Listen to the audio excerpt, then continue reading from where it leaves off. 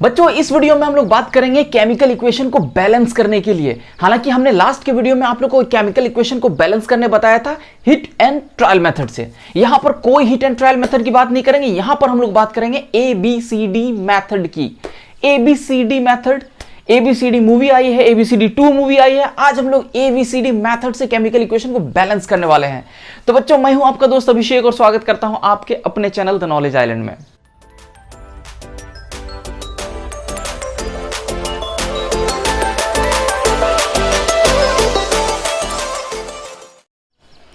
तो इक्वेशन को बैलेंस करने के लिए सबसे पहले हमें एक केमिकल इक्वेशन लिखना पड़ेगा। हम लोग स्टार्ट करते हैं एक केमिकल इक्वेशन से। Fe plus H2O forms Fe3O4 plus H2। तो ये रहा हमारे पास एक केमिकल इक्वेशन। इसी केमिकल इक्वेशन को हम लोगों ने हिट एंड ट्रायल मेथड से भी देखा था, वो थोड़ा सा लेंदी हो रहा था। ये देखिएगा यूं चुटकियों में आप करने सीख जाएंगे। तो इसके लिए बच्चे हम लोग सबसे पहले कौन सा मेथड बताए? ABCD method. तो चलिए देखिए ABCD का कहां इस्तेमाल करते हैं। बच्चे जितने भी यहां पर एलिमेंट है, यानी कि जितने भी रिएक्टेंट पार्ट में चीजें हैं और जितने भी प्रोडक्ट पार्ट में चीजें हैं, सबके सामने ABCD लिख दीजिए। यहां पर लिख दीजिए A, यहां लिख दीजिए B, यहां लिख दीजिए C और यहां लिख दीजिए D। सबके आगे में हम लोग ABCD करके अगर और भी आगे कुछ होता तो EFGHIJKLM पूरा का पूरा अल्फाबेट छाप दिए होते हम लोग। तो यहां पर देखिए अब ABCD लिख दिया। अब ABCD लिखने के बाद अब क्या करना होगा? अब हमें काउंट करना होगा कि ये जो Fe है ये कितने टाइम्स है, जो यहाँ B के पास हाइड्रोजन और ऑक्सीजन है ये कितने टाइम्स है, और उसी तरह से आगे भी काउंट करेंगे। तो चलिए एक एक एलिमेंट को लेकर चलते हैं। सबसे पहले हम लोग लेते हैं Fe को। तो बच्चों Fe कितना है बताइए तो जरा सा। अगर यहां पर कोई नंबर रहता, अगर यहां पर 2 रहता तो आप क्या कहते हैं? Fe का कितना एटम मौजूद है? 2 एटम मौजूद है। तो यहां पर 2 नहीं रह के अगर A है तो हम लोग कह सकते हैं कि Fe कितना है भाई? A है, यानी कि 1A भी कह सकते हैं। तो चलिए 1A ही लिख देते हैं। और इधर तो नहीं है Fe, नहीं है Fe। इस साइड है तो इस साइड में इक्वल्स टू, ये एरो साइन के लिए इक्वल्स टू, इस साइड Fe कितना है? Fe3 है। और बच्चों हम लोगों ने देखा है कि अगर यहां पर कोई नंबर रहता तो क्या करते थे हम लोग? इसको मल्टीप्लाई करते थे ना। तो यहां हम लोग कह सकते हैं 3C, इसको मल्टीप्लाई करके तो लिख देते हैं 3C। और तो इधर Fe है कहीं नहीं, कहीं नहीं है। तो ये Fe का काम आधा कंप्लीट हो गया। अभी पूरा कंप्लीट नहीं हुआ, आधा कंप्लीट हुआ है काम। आगे चलते हैं हम लोग हाइड्रोजन की तरफ। तो बच्चों हाइड्रोजन को देखो जरा सा, इधर हाइड्रोजन कितना है इसे लिख सकते हैं ना, ये B 2 से मल्टीप्लाई हो जाएगा तो कितना हो जाएगा हाइड्रोजन? 2B हो जाएगा कि नहीं। अब इस साइड देख लीजिए, इस साइड हाइड्रोजन कितना है बच्चे? इस साइड हाइड्रोजन आपको मिलेगा 2D। इधर तो हाइड्रोजन है नहीं कहीं, तो लिख दीजिए यहां पर 2D। अब लास्ट किसका है भाई? ऑक्सीजन का, क्योंकि इसके बाद ऑक्सीजन के अलावा और कोई एलिमेंट इस केमिकल इक्वेशन में है नहीं। तो ऑक्सीजन के लिए हम लोग क्या लिखेंगे? यहां पर कितना ऑक्सीजन है? यहां 1 है, 1 से B को मल्टीप्लाई करेंगे तो 1B इक्वल्स टू, इधर ऑक्सीजन देखिए, यहां पर ऑक्सीजन, यहां 4 एटम, आगे में C है तो C के साथ 4 का मल्टीप्लाई हो जाएगा तो बोलेंगे 4C। और तो कहीं नहीं है ऑक्सीजन, बिल्कुल नहीं है। अब ये चीजों को लिखने के बाद अब क्या करते हैं समझिएगा। अब जो टर्म आपको मैक्सिमम टाइम्स रिपीट होता हुआ दिख रहा है, यानी कि A अगर मैक्सिमम टाइम रिपीट हो रहा है, B हो रहा है, C हो रहा है, D हो रहा है, जो भी मैक्सिमम टाइम रिपीट हो रहा है उसे 1 मान लेंगे।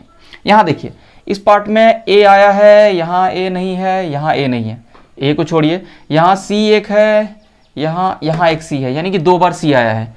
B यहाँ भी है, B यहाँ पर भी, D सिर्फ अकेले है। तो C या B में, क्योंकि C भी 2 बार आया था और B भी 2 बार आया था, तो दोनों में कोई एक को बच्चे हम लोग 1 मान लेते हैं। C या B में ध्यान रहे मैक्सिमम टाइम्स जो रिपीट हो रहा होगा उसे ही हम लोग 1 मानेंगे, मान लेते हैं। लेट किसे मानना है हम लोग? C को। चलिए लेट C इक्वल्स टू 1, एक हम लोगों ने मान लिया। अब इस C इक्वल्स टू 1 से वैल्यूज निकालने शुरू कीजिए। यहां हमें दिख रहा है बड़ा आसानी से वैल्यू निकलता हुआ। C इक्वल्स टू अगर यहां पर 1 पुट कर देंगे तो क्या निकल जाएगा बच्चे हमारे पास? 1B इक्वल्स टू 4 इंटू 1, क्योंकि C इक्वल्स टू हमने कितना माना है? 1 माना है। तो यहां पर B इक्वल्स टू कितना हो जाएगा? 4। तो ये आ गया आपके पास 2 टर्म, एक C आ गया है, एक B आ गया है। अब इन सब को कहीं पर भी हम लोग यूज कर सकते हैं, यहीं पर यूज कर लेते हैं। यहाँ पर क्या है 1a इक्वल्स टू 3c, तो यहाँ पर 1a इक्वल्स टू c का वैल्यू कितना माना है 3 इंटू 1, तो a इक्वल्स टू कितना हो गया बच्चे 3। अब लास्ट बच जाता है ये वाला टर्म, तो यहाँ पर 2b इक्वल्स टू 2d है ना, अगर यहाँ पर हम कटाना चाहें तो ये 2 कट भी सकता है, तो हमारे पास क्या आ जाएगा b इक्वल्स टू d, और हमने b का वैल्यू फाइंड किया हुआ है, कितना हो जाएगा बच्चे 4 इक्वल्स टू d। तो देखिए यहाँ a आ गया, ये b आ गया, ये c आ गया, ये d आ गया।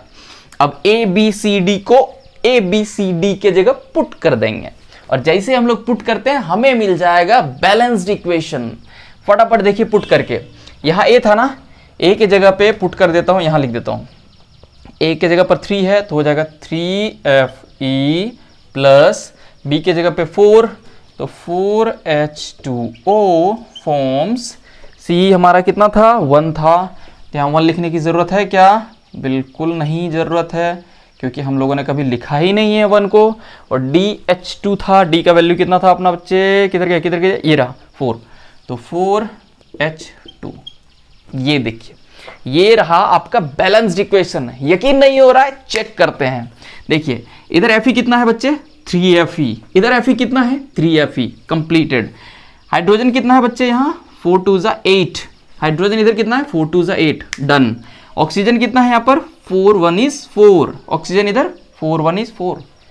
ये रहा आपका इक्वेशन बैलेंस्ड। ये आपका इक्वेशन बैलेंस किस मेथड से, ABCD मेथड से। एक और हो जाए, बिल्कुल एक और हो जाए, फटाफट इसको देखते हैं। एक और इक्वेशन, मजा आने वाला है, बहुत मजा आने वाला है। इस मेथड से मुश्किल से आपका मिनट भर भी नहीं लगेगा, 1 मिनट में इक्वेशन बैलेंस करके रख देंगे आप। दूसरा इक्वेशन ले लेते हैं हम लोग,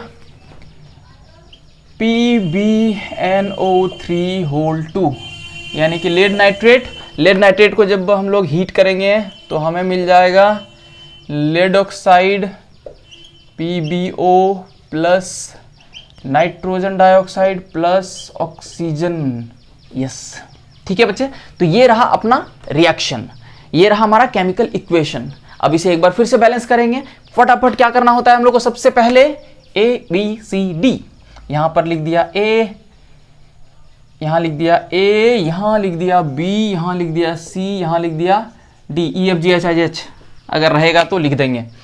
तो ABCD लिखने के बाद हमारा अगला काम क्या होता था बच्चे, एक एक एलिमेंट को पहले ABCD के टर्म में लिख देते हैं। तो सबसे पहला एलिमेंट है अपना PB, BB लिखा जाता है, एक्चुअली BB हमारी हुई नहीं अभी तक, PB।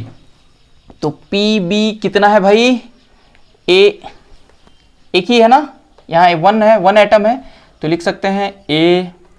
इधर तो और PB दिख नहीं रहा है, इधर PB दिख रहा है, ये PB1 यानी कि B से मल्टीप्लाई, इधर और कहीं नहीं है, तो A इक्वल्स टू B। आगे बढ़ते हैं, अब इस नाइट्रोजन के पास आते हैं।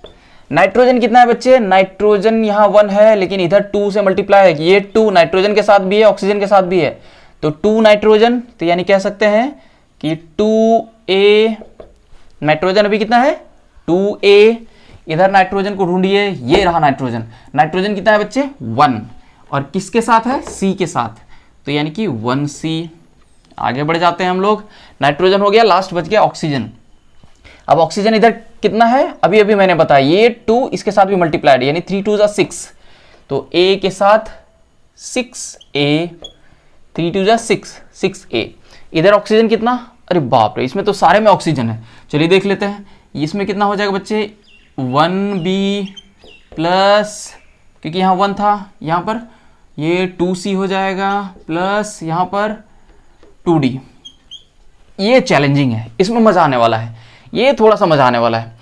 पिछला वाला तो बहुत ही सिंपल था, यूं इसमें भी सिंपल ही है, ऐसा नहीं चैलेंजिंग मैं कह रहा हूँ, इसका ये मतलब नहीं कि बहुत हार्ड होने वाला है। सर ने अभी कहा कि बहुत ईजी है, अभी बोल रहे हैं चैलेंजिंग है। चैलेंजिंग बिल्कुल नहीं, बस बड़ा देखने में लग रहा है। देखिए भी कैसे फटाफट सॉल्व होता है। तो यहाँ आते हैं, A equals to B, 2A equals to 1C, 6A equals to 1B plus 2C plus 2D। क्या बताया था मैंने, मैक्सिमम टाइम्स जो हुआ है रिपीट, तो ढूंढिए। यहाँ पर A है, यहाँ पर A है, यहाँ पर A है, तीनों में A है। B यहाँ पर है, यहाँ नहीं है, यहाँ पर B है। 2 ही बार बी है, सी यहां पर एक बार है, यहां पर एक बार है, तो सबसे ज्यादा टाइम्स कौन सा रिपीट हुआ है? ए। तो मान लेते हैं फटाफट, लेट ए इक्वल्स टू 1, ए को हमने मान लिया 1, तो यहीं से हमारा बी का वैल्यू क्या आ जाएगा बच्चे? 1 इक्वल्स टू बी। तो यानी बी इक्वल्स टू बी कितना आ गया? 1 आ गया। अब आगे बढ़ते हैं, इसमें पुट कर देते हैं हम। तो यहां अपना ए कितना है भाई? तो 2 इंटू 1 इक्वल्स टू सी, यानी कि 2 इक्वल्स टू सी। ये रहा सी, ए भी निकल गया, बी भी निकल गया, सी भी निकल गया। अब यहां पर बचा हुआ क्या होगा? एक लास्ट टर्म डी। तो ए बी सी का सारे का वैल्यू पुट कर दीजिए, डी आना ही आना है। तो बच्चे ए है अपना 1, तो यहां हो जाएगा 6 इंटू 1, बी है अपना 1, तो 1 इंटू 1, सी अपना है 2, तो 2 इंटू 2, और डी अपना है पता नहीं, वो निकल जाएगा अभी। तो 6 equals to 1 plus 4 plus 2d, या 4 और 1 5, इधर आएगा तो 1। चलिए पूरा ही लिख देता हूँ। तो 1 इक्वल्स टू 2d, तो d इक्वल्स टू 1/2। हाँ, ये क्या आ गया? ये तो फ्रैक्शन में आ गया। अब क्या होने वाला है? ये सारे नंबर्स में थे, ये तो फ्रैक्शन में आ गए। चलिए पुट करते हैं, उसके बाद देखा जाएगा क्या होगा नहीं होगा। तो पुट करने से क्या आएगा बच्चे?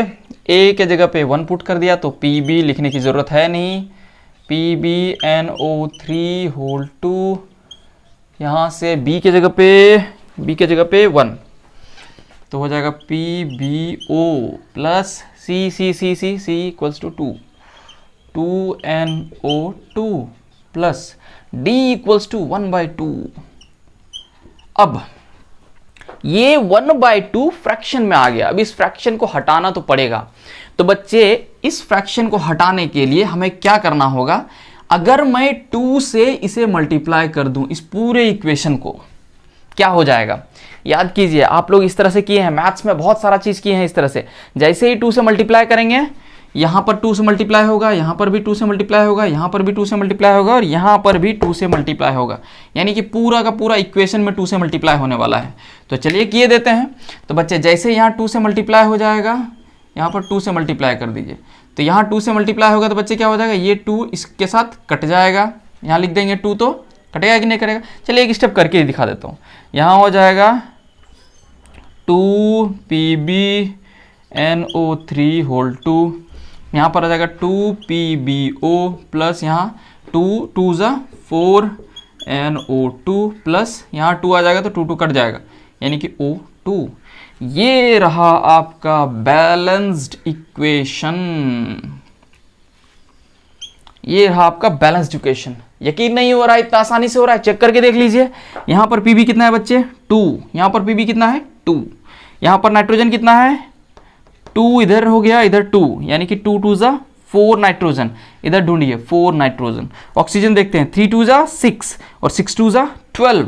ऑक्सीजन यहाँ 2 प्लस 4 2 जा 8 प्लस 2, 8 2 10 2 12। तो ये रहा आपका बैलेंसिंग। किस मेथड से बच्चे? ABCD मेथड से। अब मेरे ख्याल से इसे प्रैक्टिस करेंगे तो मुश्किल से 1 मिनट नहीं लगने वाला है आपको। विद इन अ मिनट इसे आप सॉल्व कर सकते हैं, इसे आराम से आप बैलेंस कर सकते हैं। तो बच्चों आज की वीडियो में इतना ही। आप हमें कमेंट करके बताइए कि आपको ये वीडियो कैसा लगा। यदि वीडियो अच्छा लगा तो लाइक कीजिए, चैनल को सब्सक्राइब नहीं किया तो फटाफट चैनल को सब्सक्राइब कीजिए।